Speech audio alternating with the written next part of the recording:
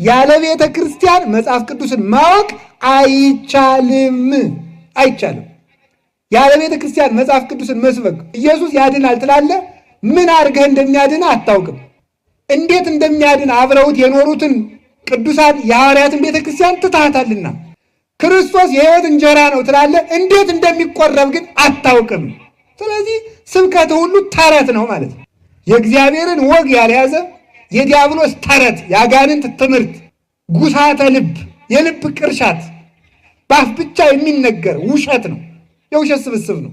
እኛ በአዲስ ኪዳን የኢየሱስ ክርስቶስ ካህናት ነን። ክህነት እንዴት እንደሚሰጥ አታውቅም። ስለማታውቅም የለም። እንዴት እንደሚደረግ አያውቅም።